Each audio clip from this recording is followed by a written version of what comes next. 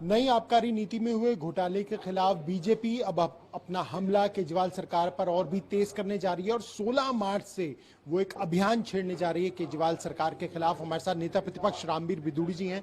रामवीर जी, क्या रूपरेखा आप लोगों ने बनाई है, किस तरीके से ये अभियान शुरू होगा? देखिए, हमने बताया है कि अरविंद केजरीवाल की सरकार ने हजारों करोड़ रुपए का शराब का घोटाला दिल्ली में किया है। पिछले 15 दिन से दिल्ली प्रदेश भारतीय जनता पार्टी के कार्यकर्ता दिल्ली के मुख्यमंत्री के त्यागपत्र की मांग कर रहे हैं। दिल्ली प्रदेश भारतीय जनता पार्टी ने फैसला लिया है कि इस आंदोलन को 16 तारीख से और तेज किया जाएगा। घर घर अभियान शुरू किया जाएगा।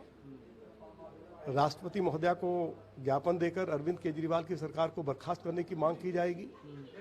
विधानसभा का घेराव होगा और दिल्ली सरकार के मंत्रियों का भी घेराव होगा और हमारा ये आंदोलन तब तक जारी रहेगा जब तक अरविंद केजरीवाल मुख्यमंत्री के पद से त्यागपत्र नहीं दे देते हैं। लेकिन एक सवाल ये है कि इस पूरे मामले में ईडी भी जांच कर रही है, सीबीआई भी जांच कर रही है। मनीष सिसोदिया को गिरफ्तार कर लिया गया है और उन्होंने इस्तीफा भी दे दिया। उसके बाद भी आप लोग दिल्ली के मुख्यमंत्री के ऊपर सवाल खड़ा कर रहे हैं। मुख्यमंत्री से त्यागपत्र क्यों मांग रहे हैं? जिस नई शराब नीति को मंजूरी दी गई, वह मंजूरी दिल्ली के मंत्रिमंडल ने दी और उस मंत्रिमंडल की बैठक की अध्यक्षता दिल्ली के मुख्यमंत्री अरविंद केजरीवाल कर रहे थे। अरविंद केजरीवाल की अध्यक्षता में ही शराब के ठेकेदारों का कमीशन 2% से बढ़ाकर 12% किया। हजारों करोड़ रुपए का फायदा पहुंचाया गया।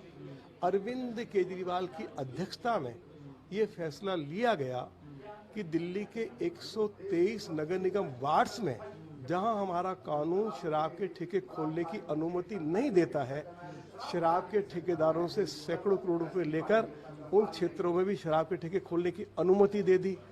अरविंद केजरीवाल की अध्यक्षता में यह फैसला भी लिया गया कि शराब की बिक्री का समय रात 10 बजे तक है, उसको बढ़ाकर प्रातः 3 बजे तक कर दिया।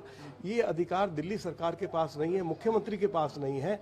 बगैर दिल्ली पुलिस की अनुमति के या उनकी एनओसी के आप शराब बिक्री की समय सीमा बढ़ा ही नहीं सकते हैं। तो सर, अब जो अभियान आप लोग चलाने जा रहे हैं, इसकी शुरुआत क्या घर घर जाकर आप लोगों को इस बारे में पूरी जानकारी देंगे कि क्या ये घोटाला है, क्यों हुआ है और क्यों आप मांग कर रहे हैं मुख्यमंत्री के? घर घर जाकर भी जानकारी देंगे। ये जानकारी भी देंगे कि अरविंद केजरीवाल ने ये कहा था कि नई शराब नीति से दिल्ली सरकार की आय बढ़ जाएगी।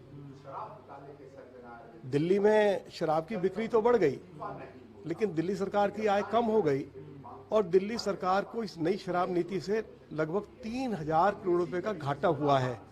तो अरविंद केजरीवाल को इसका जवाब तो देना पड़ेगा। लेकिन शराब के ठेकेदारों को हजारों करोड़ रुपए का फायदा पहुंचाया गया है और जो हजारों करोड़ रुपया शराब के ठेकेदारों की जेब में गया है, उसी में बंदरबाट हुई है। आधा पैसा शराब के ठेकेदारों की जेब में गया, आधा पैसा अरविंद केजरीवाल की जेब में गया। तो ये तो स्पष्ट है और इसलिए हम कह रहे हैं कि अरविंद केजरीवाल, आप अपनी जिम्मेवारी से भाग नहीं सकते, हम आपको भागने नहीं देंगे।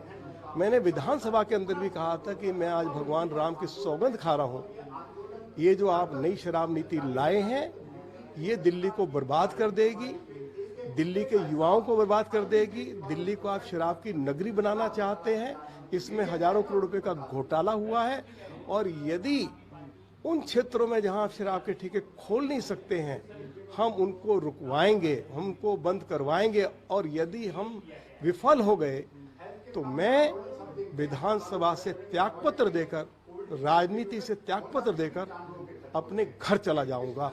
निश्चित तौर पर एक बड़ा हमला यहाँ पर बीजेपी के द्वारा अरविंद केजरीवाल की सरकार पर, और देखने वाली बात यही होगी कि अब आने वाले समय में इस आंदोलन का क्या कुछ असर देखने को मिलता है। कैमरामैन ललित के साथ प्रणय शर्मा, टोटल न्यूज दिल्ली। उधर साउथ डिस्ट्रिक्ट की थाना ग्रेटर कैलाश की टीम ने 2 ड्रग्स पेडलर को गिरफ्तार किया है। पुलिस ने नशे के खिलाफ विशेष तौर पर अभियान के तहत कार्रवाई की। तलाशी के दौरान चालक वसीम से 4 बोरों में 79 किलोग्राम गांजा बरामद किया गया।